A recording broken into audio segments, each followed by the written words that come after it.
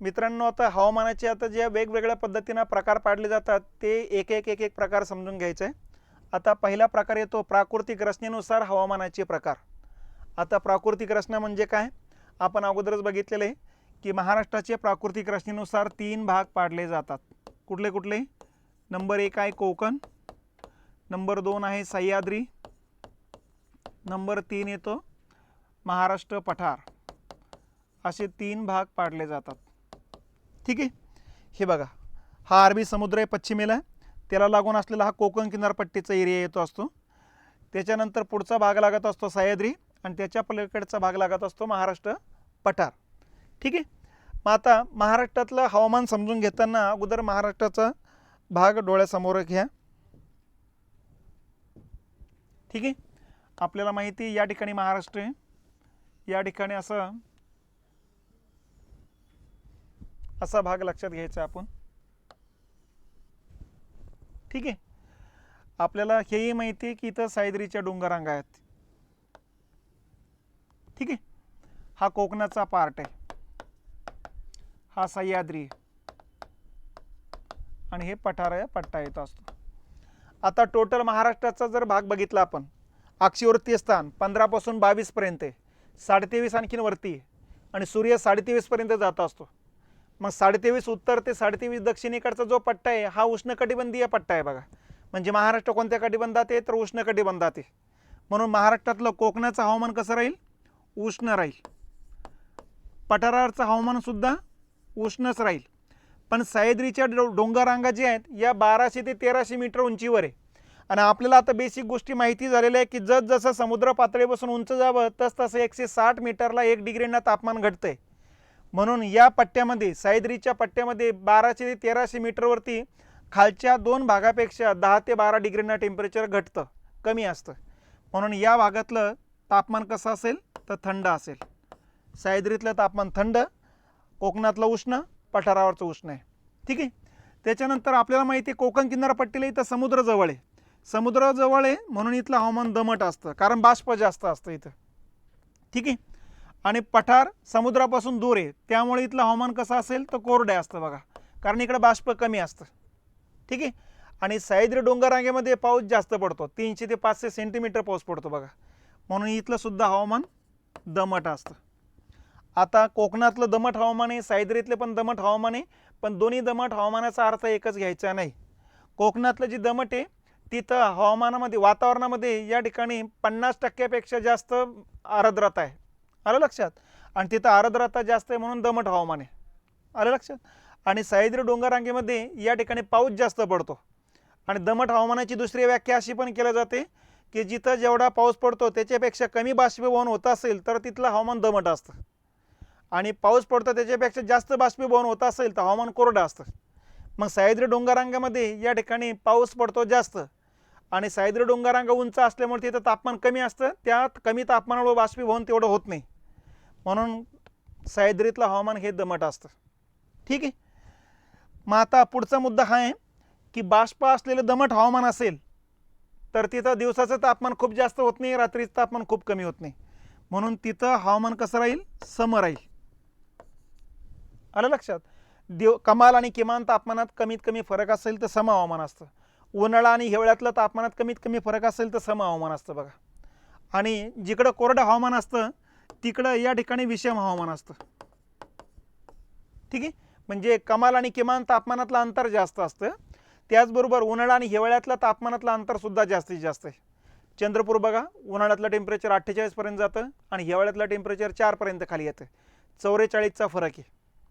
दिवसाचं तापमान बघा, या ठिकाणी जवळपास 35-40 पर्यंत जातं आणि हिवाळ्यातलं तापमान, आपलं दिवसाचं कमीत कमी तापमान 12 पर्यंत खाली येते. तर ह्या ठिकाणी तापमान जे असते त्यांच्यामध्ये विषमता जास्त आहे, इकडच्या तापमानामध्ये विषमता कमीत कमी आहे बघा. तर अशा पद्धतीनं या ठिकाणी जिथं तापमानात फरक कमी तिथं सम हवामान आहे, जिथं तापमानात फरक जास्त तिथं विषम हवामान आहे. ठीक आहे. मग यावरून आपल्या लक्षात येतं आहे कोकणाचं हवामान कसं आहे तर उष्ण, दमट आणि सम. पठारावरचं हवामान कसं आहे? उष्ण, कोरडे आणि विषम. आणि सह्याद्रीचं हवामान कसं आहे? थंड आणि दमट. सरळ सरळ प्रश्न आला तर सरळच सांगायचं आहे की कोकणाचं हवामान उष्ण दमट आणि सम आहे, पठारावरचं उष्ण कोरडे आणि विषम आहे. पण सरळ सरळ प्रश्नाची येईल याची गॅरंटी नाही. कधी कधी प्रश्न महाराष्ट्रातले कोणते तरी 4 जिल्ह्याचे ठिकाणं टाकतात किंवा तालुक्याचे गावं टाकतात किंवा तीर्थक्षेत्र टाकतात किंवा बाजारपेठा टाकतात.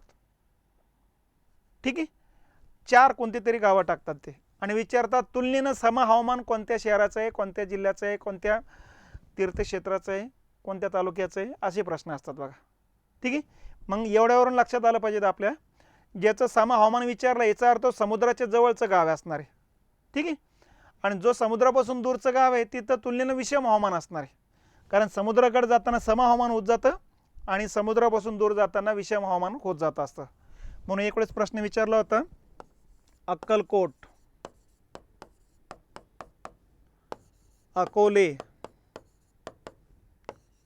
अकोट, ठीक आहे, आणि हिंगणघाट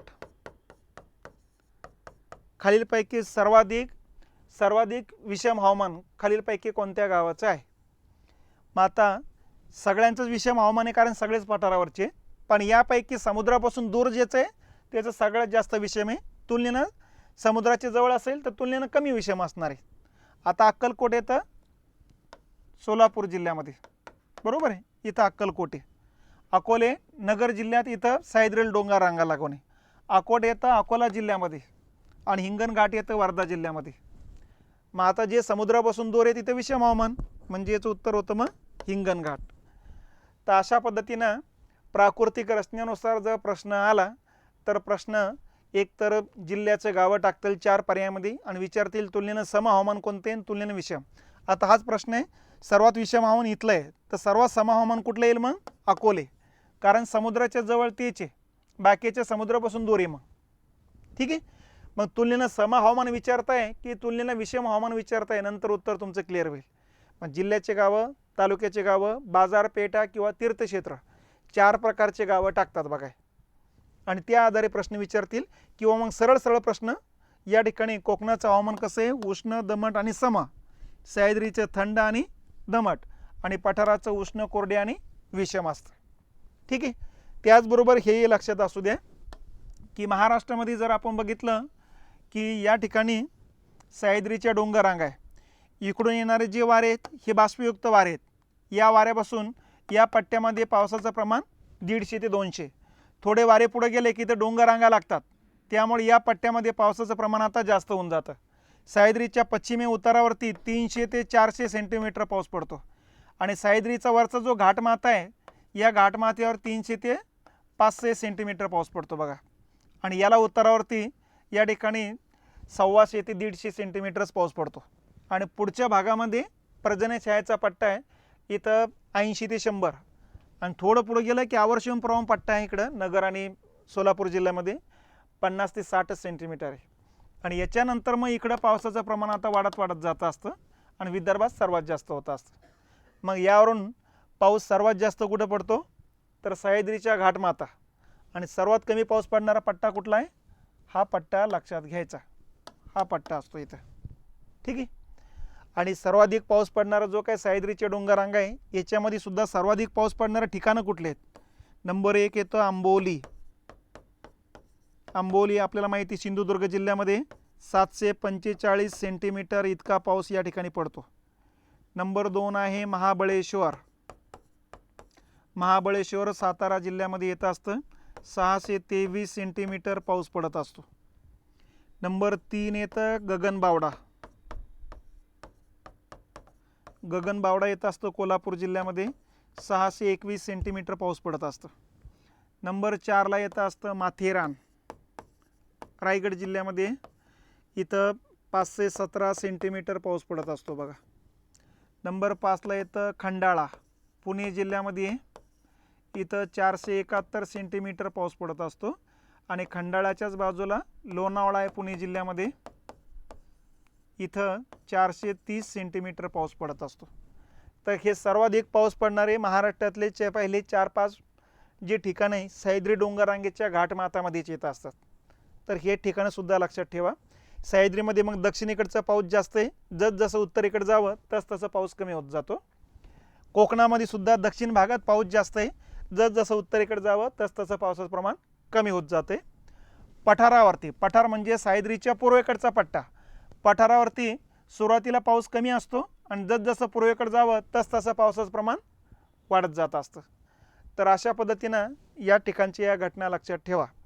त्याचबरोबर हेही लक्षात असू द्या, पूर्व विदर्भाचा जो पट्टा आहे, पूर्व विदर्भाचा पट्टा म्हणजे भंडारा, गोंदिया, चंद्रपूर आणि गडचिरोली ही 4 जिल्हे. या 4 जिल्ह्यामध्ये इकडून अरबी सागराकडून येणाऱ्या नैऋत्य मोसमी वाऱ्यापासून पावसाळ्यात पाऊस पडत असतो आणि बंगालच्या उपसागरात हिवाळ्यामध्ये ज्यावेळेस चक्रीवादळ निर्माण होतं त्या चक्रीवादळाच्या प्रभावामुळे सुद्धा हिवाळ्यात पाऊस पडत असतो. म्हणून या ठिकाणी पावसाचं प्रमाण जास्त असतं. ठीक आहे. आणि बाकीच्या भागामध्ये मध्यम प्रकारचा पाऊस असतो बघा. तर या पद्धतीनं प्राकृतिक रचनेनुसार महाराष्ट्राचे हवामान लक्षात घ्यायचे.